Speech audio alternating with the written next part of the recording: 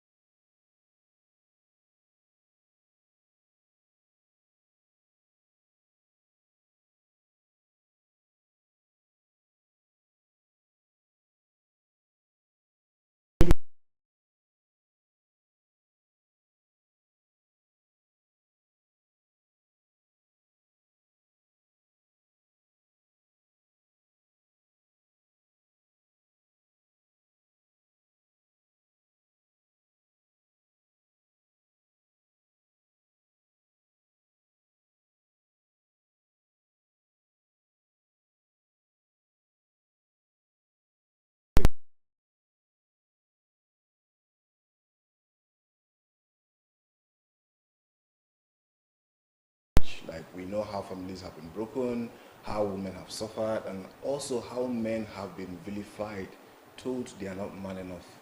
And so thank God for technological advancement in medical practice. Now you can tell if this is going to be a male child or a female child before the child is born. And you can also determine what sex of the child you want before intercourse, before conception, and all of that. Can you also determine how many children you get?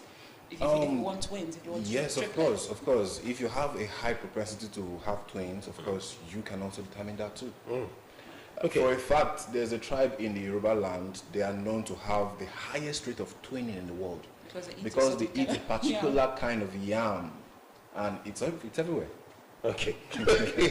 Now, what are the common methods used in sex determination of a child? Okay. I said you can determine before sexual intercourse and conception, and you can also determine after conception when the pregnancy is already there and developing inside the uterus.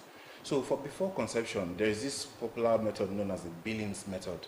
It's the one advice doctors give to anybody who cares to listen or who wants to know. It's basically a way of checking the highest fertility period of a woman, like the highest fertile period of a woman, and then when there's sexual intercourse, then of course you can determine if it's going to be a male or a female child that you want to have. How do they do that? Yeah, we're going to come to the details. Okay. And then you also have the gametologic indices analysis and prediction, which is also another hot topic that we'll also talk about. No, but you put that one in English because what you just said sounded very Greek to me. Yes, I'm also going to explain what it means. Okay. But that's just the definition, the terminology we can use to describe it. Then after conception, we have the non-invasive prenatal testing. It's a blood testing that you can use to determine the sex of a child, basically after conception. And then you also have the chorionic villus sampling. That's the genetic testing. And then you also have the amniocentesis, also another kind of genetic testing. All of these tests are not tests you just do because you want to do them. There's usually a reason why doctors, healthcare providers want to prescribe those kind of tests to check if you have basically chromosomal abnormalities or genetic disorders. Okay. And then defining if the child is going to be a male or female is just by the way. But basically, these tests are done to check for these things I just talked about now. Okay, Chula Joseph, I would want you to really explain in detail, because what I was taught in school is that the man determines the sex of the child. Yes. Yes, whatever the man puts into the woman determines the sex of the child. Now you're saying there are tests that are done or can be done after the woman has even conceived to find out what sex the fetus is while inside the uterus. Okay, just to find out, not to determine. Not to determine now. Determination is done before sexual intercourse, leading to fertilization and then conception. So how do they do the determination? If a woman wants a boy, what does she have to do to get a boy? Okay, I'll break it down to the chromosomal level. You know, when you check the chromosomes of the human being, we'll talk about the gamete again, the gametes for male and female. The female has XX chromosomes, and then the male has XY chromosomes, and that's why we say that the males are the ones who determine the sex of a child. Now, this is not the same for birds. For birds, the XY chromosome is found in the female bird, while the XX is found in the male. Of course, like I said, the opposite is the case for men. So, You have to sit up. Yes, I have to sit up because it's a very hot topic, and I'm hoping that all our audience are listening and they're watching and take this seriously, because it's going to help anybody who needs the information. Now, we have the female chromosome and the male chromosome. Yes. That's for the male sex cell and then the female sex cell. Now, for the females, you have the egg. It's called the oocyte. Okay. And like I said, it's the XX chromosome that you find inside. Now, they have the features for the female sex cell, and then they also have the features for the male sex cell, which is the spermatozoa, and it's bearing the X and the Y chromosome. Now, for the female sex cell, basically when the egg is released is when you have ovulation, and ovulation happens at the middle of the menstrual of every woman. Many persons have this misconstrued. If you're listening out there, please take note of this. Ovulation happens at the middle of the menstrual cycle of every woman who is in the childbearing age. Now, so when it's released, now, these are the features you need to look out for. Every female sex cell has a viability period. By that I mean it can last as long as 36 hours after ovulation occurs. Okay. So when it's released, of course, it goes from the ovary and then goes into the fallopian tube and rests as a place called the infundibulum.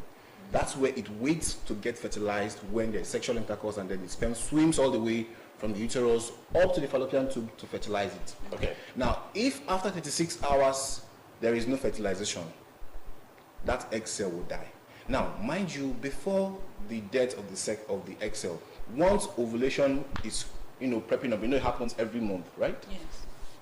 Now, at the uterus, you have the engorging of blood cells in the uterus, preparing for implantation to happen when there is fertilization. That is the body's way of saying, okay, we are waiting that the baby is going to come at this particular period, so let's prepare the bed where the baby is going to be and then develop, of course, when there is fertilization. So when fertilization doesn't happen, those engorged blood cells at the uterus will be degraded, and then they will wash away as what? As menstruation. Okay. And that is why this happens monthly. Okay. Now, that's for the female. Now, for the male, I said there's the X and then there's a Y. Now, the X sperm bearing some, if you have had the opportunity to look at a sperm cell in a microscope, you will see that some are very active and they move at the speed of light. Like when you're viewing it, it just goes, and it's like gases bombarding on the walls of a container. While there are some that are not so active, they're very sluggish, they don't swim very fast. Let's forget about the morphology of the sperm cell. That can be a topic for another day, so let's not go into that. Now, those ones that are moving at a very fast rate are the Y-bearing sperm cells, Which are the females? In male. which are the Males. Y sperm-bearing sperm cells. Now, they move at a very fast rate. Now, this is the implication. Because they move at a very fast rate, they tend to burn out their lifespan Very quickly.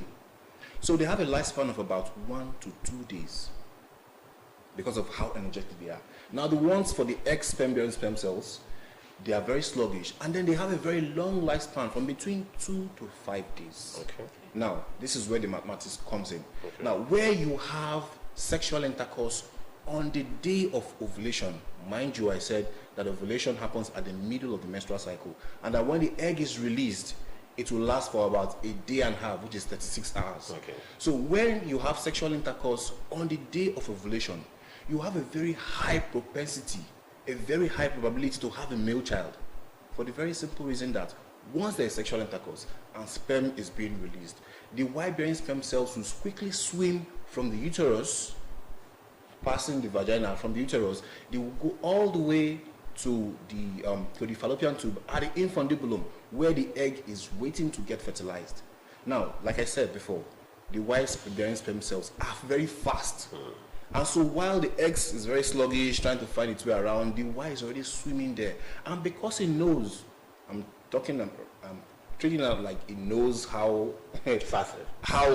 little the short lifespan is. So because it knows it has very short lifespan and it doesn't have a lot of time to live for it to do its work, so it quickly swims to where the egg is, fertilizes the egg before the X-bearing sperm cells find their way to the egg.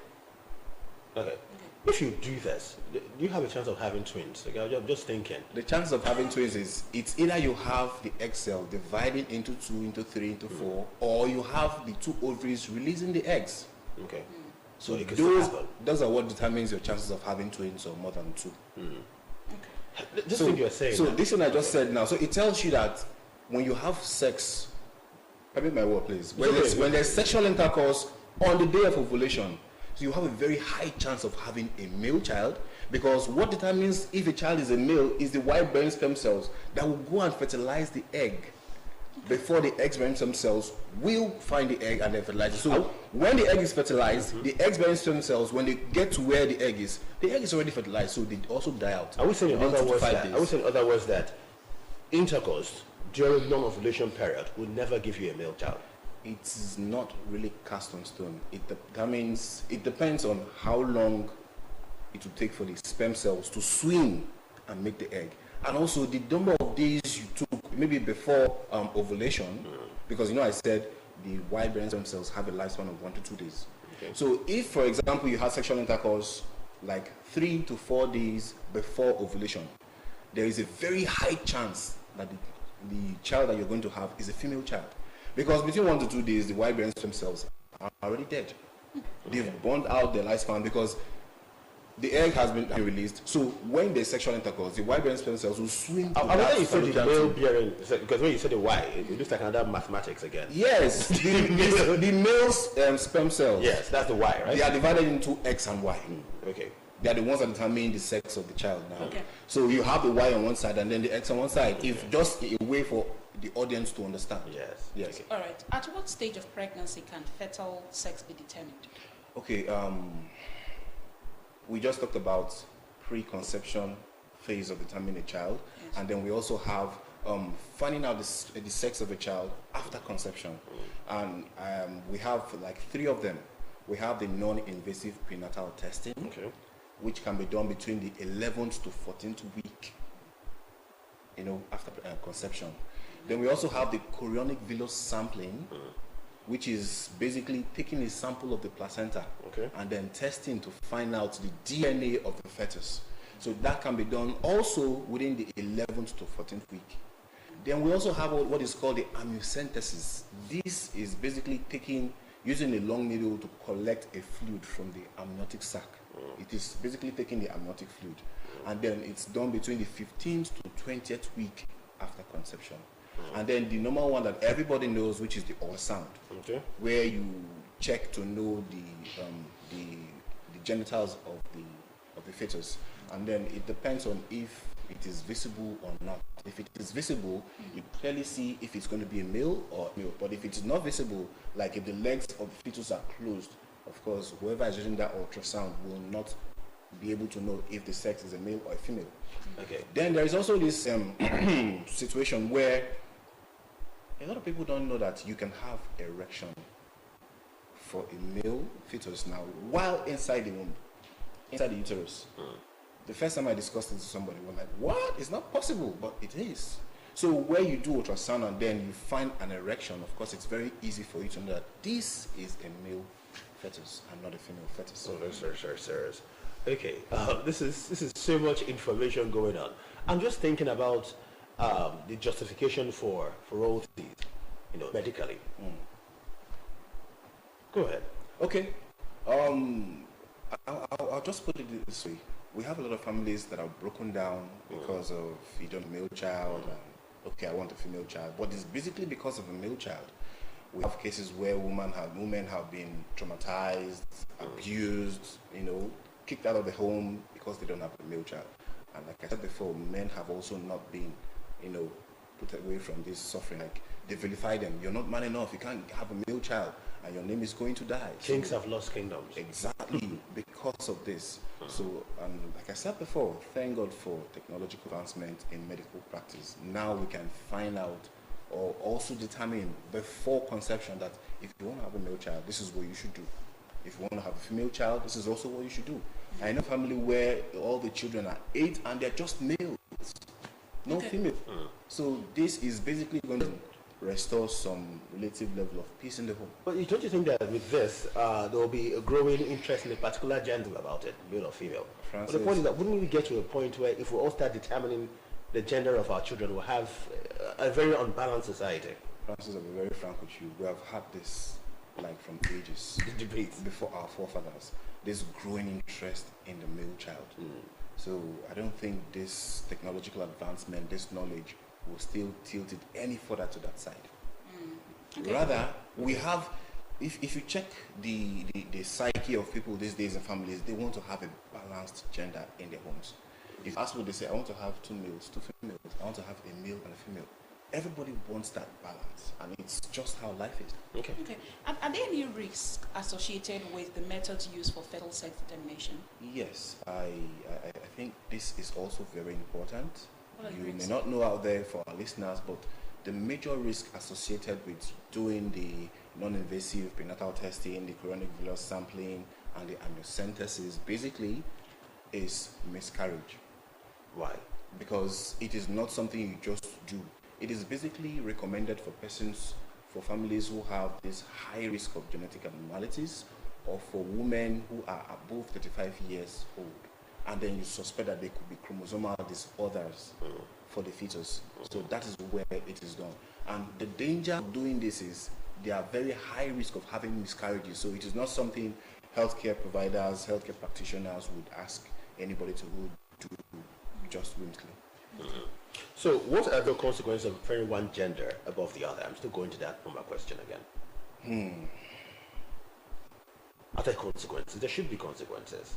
Well, families these days, because of how they are arranged, prefer males to females, and it's led to where you find so much attention going to males and to females, and then less attention going to males.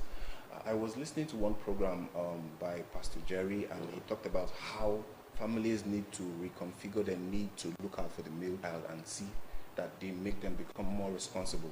So we have a lot of males taking unnecessary risk. The parents are not really paying attention to the male child, and then they allow them to just do whatever it is they want. And then you find out a lot of males out there are not really so responsible, so to speak, because not much attention is given to them.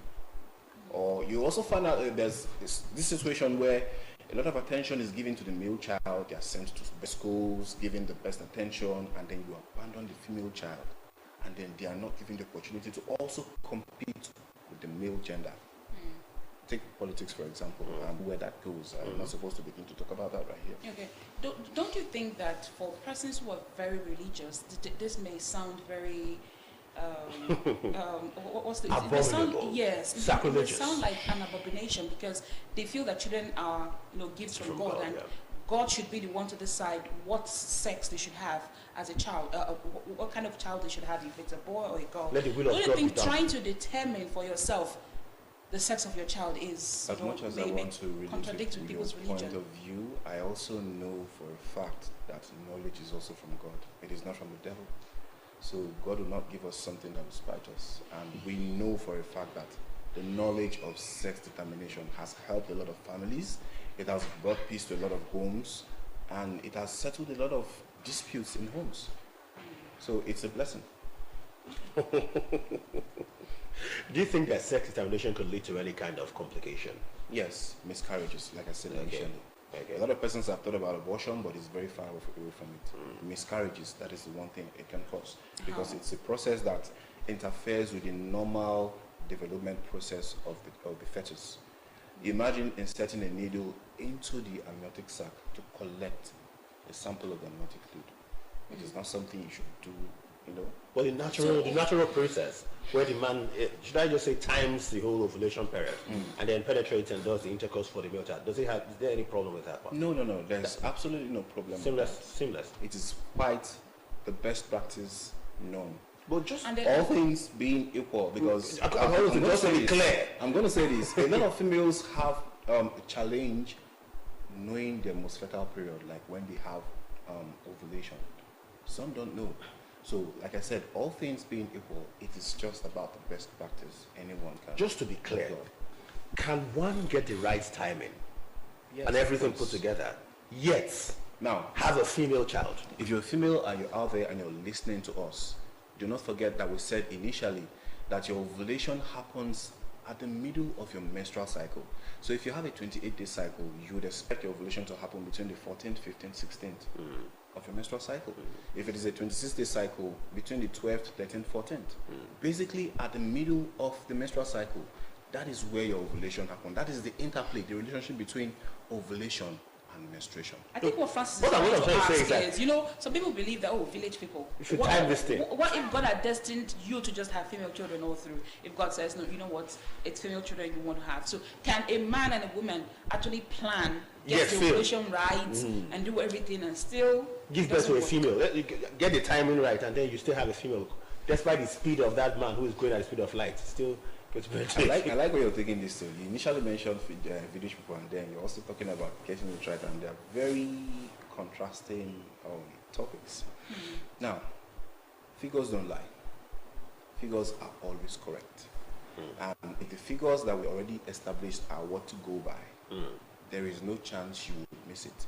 The only chance that you will plan to have a male child and then you end up having a female child is if you do not calculate the ovulation period correctly. So if you get it correctly, If you get it correctly, and then the male sperm is also very viable, and the egg cell is also good, there is a 90% chance of having a male child. So there's That's why I said 90% all chance. things being equal.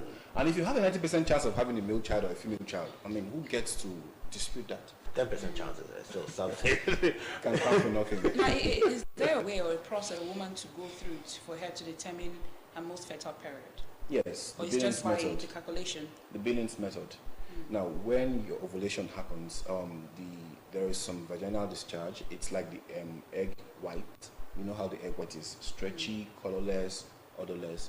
Once you have that discharge from the vagina, you know ovulation is on your door. Okay, let me ask you a question. I'm just thinking generally. Couples can be very lovey-dovey with themselves. And you have talked about all these calculations. After all these calculations said, if there was already some kind of fertilization before the period, what happens? Because now the partners are always going to be meeting before that time. So let's be very thorough about this. Francis, if they have I'm met not before very that clear time, about where you're going. if they have met before that taking time, us to. and Where there was exactly are fertilization you before taking that us? time, what's the difference then? There cannot be fertilization without sexual intercourse. So it's only when you have sexual intercourse you have fertilization of the egg. So you're advising the couples who want to do this to wait. Fertilization cannot also occur if there is no ovulation.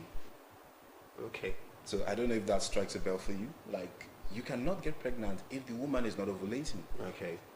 So no matter what, it's just 100%, 90%. So like these you are the said. factors that A woman's body cannot, sometimes Change. have some change, ovulate before menstruation. Okay, if there It can is never happen. ovulate before menstruation? Yeah, of course, ovulation happens before menstruation. You said in the middle. Yeah, in the middle of the menstrual cycle. It's a cycle now. Okay. I hope you understand this. Not after. Not after. I wish there were Happens apps before. that Because menstruation will only happen if the egg is released but not fertilized. Now, where the egg is released and it becomes fertilized, that is where women say, I missed my period. Why? Because menstruation didn't happen. But for a woman who is not ovulating, basically because you hit your menopause period, definitely you cannot conceive. There cannot be fertilization. The woman cannot get pregnant. I'm just having many imaginations, Abraham and Sarah and the rest of them, and the ovulation. But it's okay. I will calm down at this point. What would be You're your making my head advice go to round. the viewers? What would be your advice to them? Yes, for those families out there who want to balance out the gender in their homes, please contact your healthcare service provider. This information is out there, they already know it, and they are waiting for you to come.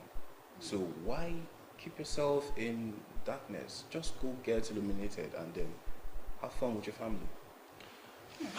That's been beautiful. Thank you so much, Trader Joseph Odwe. It's been beautiful, the conversation. Matter of fact, I'm still trying to relive the moment. Doing many I don't know why you're calculations. so concerned about this topic. Anyways, I'm concerned. we'll talk after the After the show, segment. probably we'll go home and start planning again. Definitely. Thank you so much. Thank you This so has much, been Trader great. Joseph been a Odwe. It pleasure. was really enlightening to learn about this topic, self-determination, and I hope you've learned a lot as well. But like he said, if you cannot do it on your own, you should go meet your doctor, Yeah. right? Healthcare provider. Your healthcare provider, and they will enlighten you on ways you can determine the sex of your child. And that's it for the segment. Our health corner, we've had trainer Joseph Odwe with us this morning. Coming up next is The biggest trend. the biggest trend on X. X. So stay tuned and we'll be back shortly.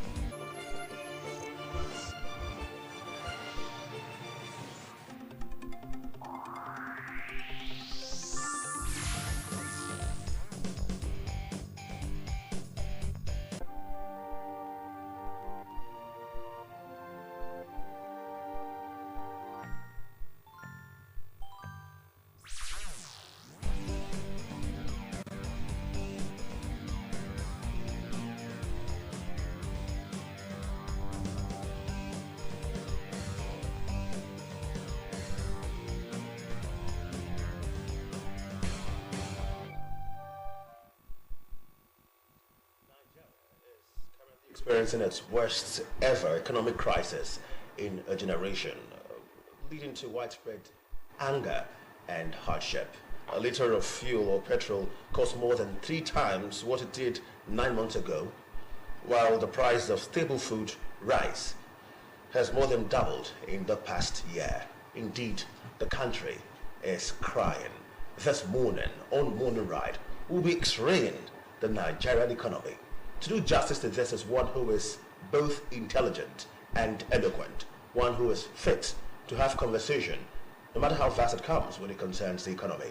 He is National Deputy Chairman, Diaspora Engagement, 2023 Senate candidate for Delta North. Ladies and gentlemen, we have with us in the studio Honorable Dr. Kenneth Chibugo Bandi. It's good to have you. Thank you so much. Welcome to Morning Ride. Thank you so much, sir. Good to have you, Chief. Good morning, sir. Welcome Thank to you. Morning Ride. Thank you so much. All right. Now, I want you to, first of all, let me feel your thoughts and perceptions about the current state of the Nigerian economy. Let's get an overview from you. I think I can basically put it better than you just did in your opening statement.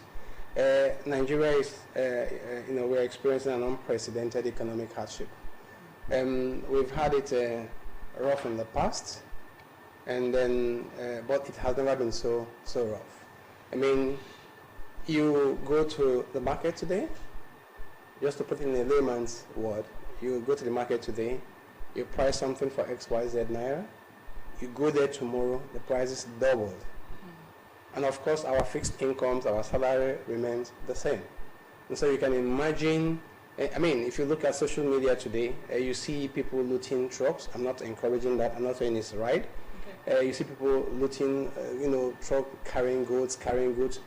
The hunger is real. The economic predicament, it's real.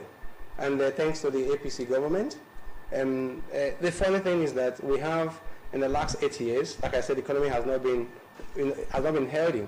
But the last 8 years, we have the APC government, and unfortunately, the current president and commander-in-chief is a member of the APC who are saying that the economy under Buhari was good and was healthy.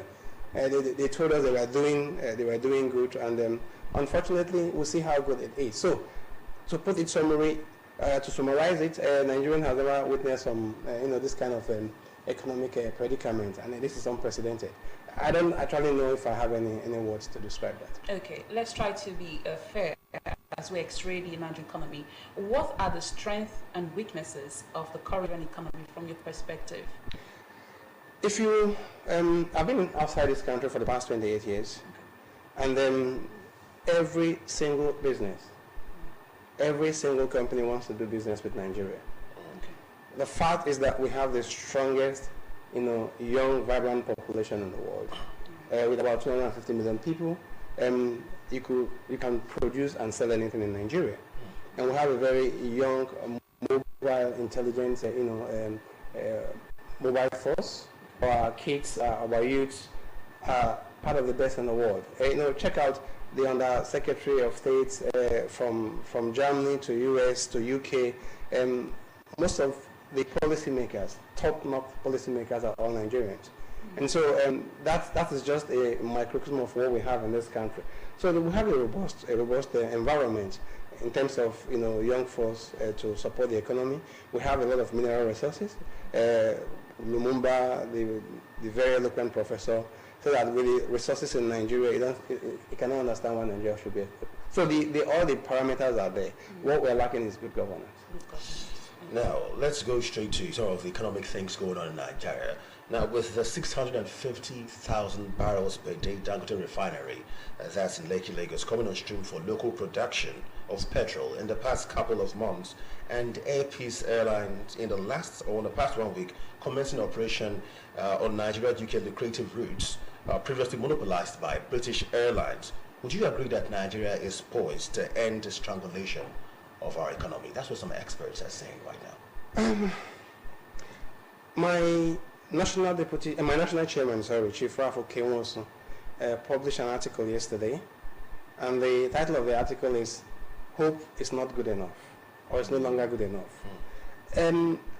The former president of this country, military president, IBB, he said that he can't understand why Nigerians, you can stress Nigerians to the limit, and they will keep growing. They will believe in, things are going to be okay. Refinery, good. Congratulations to Air Peace. Of course, it's very, very, a welcome development. But please, the refinery, how many liters go into the market? What effect does that have on the price of goods? To the market, on the common man. And so we have these economic jargons. You pump in money, you release money from the federal government, to put the dollar under stress. These are artificials. These are not, economic generated. We're not importing, we're not exporting, we're not manufacturing. And so what we are just doing is there. So we want to see the effect of those refineries pumping into, fuel into the market. We want to see, Air Peace, flying to London. We want to see the effect on the common man.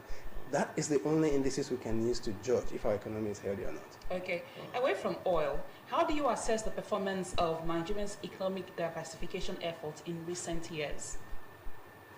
Well, let me warn my viewers. I'm not an economic expert. All right. And so I'm only speaking as a stakeholder, somebody who has at least who has a stake in this country. As a former senatorial candidate, of course, we hope to have an oversight function, if we've won, and to make sure that these economic policies that we have are not only implemented, but also have And so, the indices, like I said, are there. We could still do better, but I'm not saying the results. We can speak all the grammars we want to speak.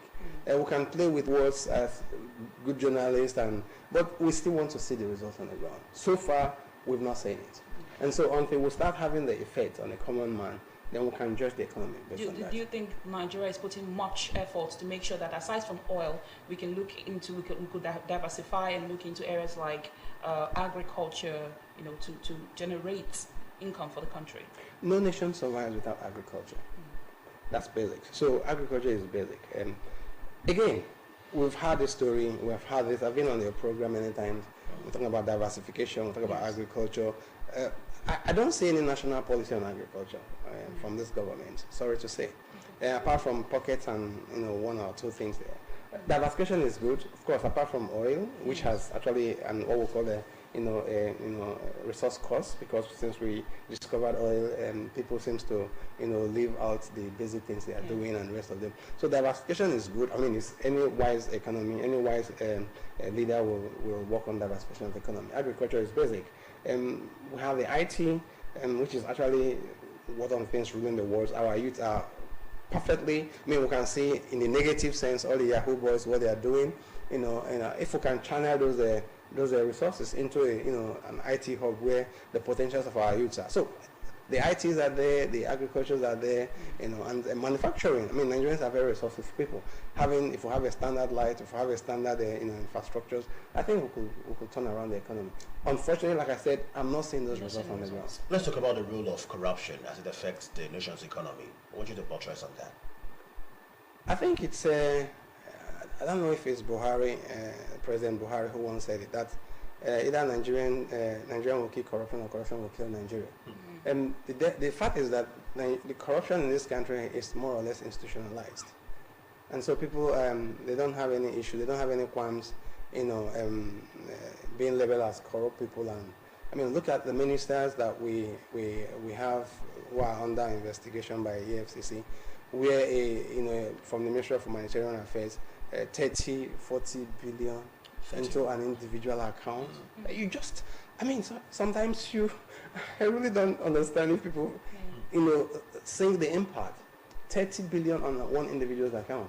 And these are the things that could build how many schools, how many hospitals, that can build how many power plants, that can generate, power, electricity, generate employment. And so it's obvious that corruption is killing Nigeria. Unfortunately, we're not winning that battle. Hopefully, we'll have a turnaround. So far, you think that we should first go after corruption before talking about making economic policies that can make our nation grow as far as the economy is concerned? I belong to the school of thought that I don't think it's going to be either this or that. It should be this and that. Okay. We should be able to. We have the capacity to do both of them at the same time, because both of them are very, very important. And you don't want to wait until until you kill corruption. That might take the next 50, 30 years to achieve. And so when you start doing that, what happens to the economy?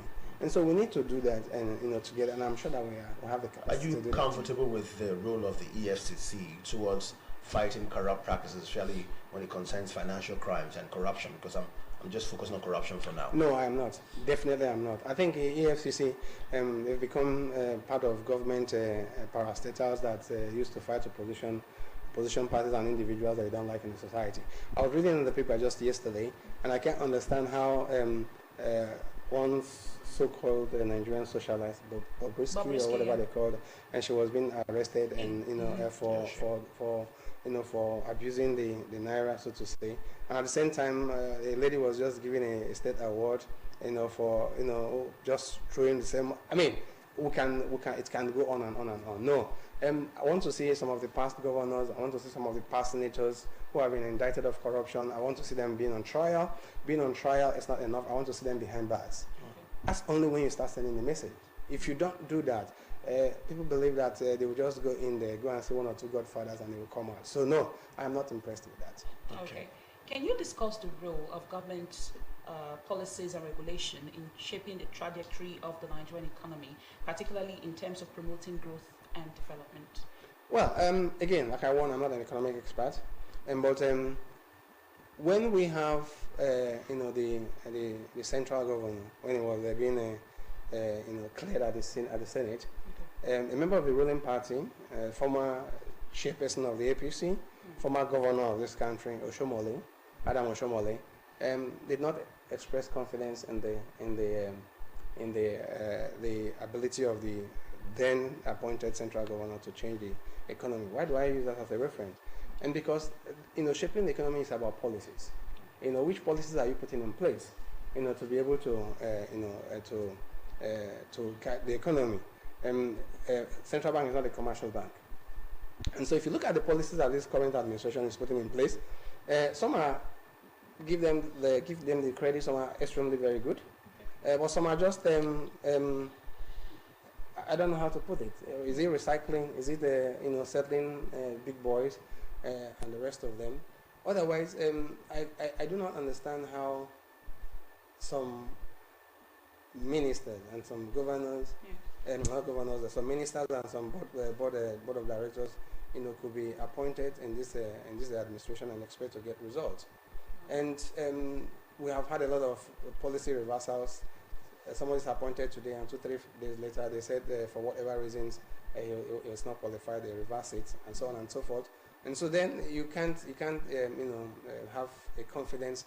But let me say this: what Nigeria is experiencing, especially with the economic somersault, perception is sometimes more important than reality. And people need to believe that the government of the day is sincere in pursuing any reform.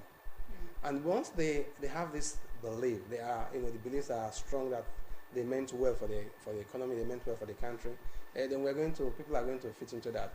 It's a government that is putting up policies. A minister of the Federal Republic of Nigeria saying that we should offer our freezers before we leave for work, when he should be talking about how do we expand the energy mix, renewable energies and the rest of them. How do we have increase in production so that we can have a. So if you look at that, so at the end of the day, you have a president who is going to foreign affairs with a jumbo entourage, including his 2 sons and the rest of them. At the same time, you're telling us to tighten our belts and the rest of them. So both of them does not match. So at the end of the day, you are telling people, do what I say, don't do what I do, and it's not going to work. And so we need to have a nation, we need to have a government that is rolling out policies, and the policies that they are also living with, and they have to inspire confidence, and people have to go on with them because they believe that they meant well. So far, it's not happening. From your own perspective, what kind of policies do you think they should come up with to make the Nigerian economy stronger? Well, what do we need? What can any country, needs for survival? Investment in infrastructures, investment in light, having what we call environment that supports investment. Let me give you a very critical example. There's some calculation I posted, out very, I think about 2-3 days. I apologize for the wrong calculation, but the sense is made. And what was the sense? We are having about 90 billion. I don't know if it's naira. I think it's 90 billion naira to support pilgrims or to support Hajj. And I'm sure that probably another 90 million will be used, to support, the Christian pilgrim to Jerusalem. If you put 90 plus 90, think of if we are going to use that money to build 2 or 3 power stations in a state. Think about the effects it's going to have in terms of, generation of employment. Think of the effects it's going to have, on creating jobs for the youth. And so, what kind of policy are we trying to? The policy of subsidizing Hajj and Christian pilgrimage to Jerusalem with about 300 billion, or the policy of investing in infrastructures. And so, again, like I said, the facts are there. So either you choose to invest in irrelevancies because you want to be seen as a good person, or you want to bribe the Christian community or the religious community, you want to bribe them, or you invest in the hard investment, invest in power, invest in road, youth employment, youth capacity buildings, and the rest of them. These are all what we need to get the economy rolling. In one of your postulations, you said Nigeria needs fearless and visionary leaders. I want to understand how a fearless leader can change the dynamics of Nigeria and make us live better. Tinubu seems to be a fearless person, knowing that he's shown to have a good negotiating power, and most times seems to be the most powerful amongst politicians in the country. Yeah. Again, I disagree with you. Okay. I said seems to be. The taste of the pudding is in the eating. I will be the first person to valet for the president and commander-in-chief if at the end of the day the unemployment rate is reduced, if at the end of the day the prices of goods and services are coming down. Fearless in the sense that if you could say no, no to Hajj, 90 million subsidization of Hajj, if you can say no to subsidization of any pilgrimage to Israel because you think they are not generating enough resources for the economy, if you appoint, after the election, after the controversial election, which is still controversial, I stand bold to say that. Yeah. I've been on this program to criticize the INEC sham election, and so which imposes the current leadership on us, but we've passed that. But the fact is that if we could sit up and say no to certain things that are happening in this country, I have called that if I was an advisor, if I'm an advisor to the president, the first thing we would have done is to form a government of national unity. How is that done? You bring in technocrats. You bring in people across the political party. My first 100 days in office is going to be exactly to set up an agenda on how to restructure this country. That's what Fearless is all about. How to set up an instrument to have a true federalism. That's what Fearless is all about. To begin to throw to the current constitution into the dustbin because it's updated and does not meet the needs of our people. That's what Fearless is all about. But no, they won't do that.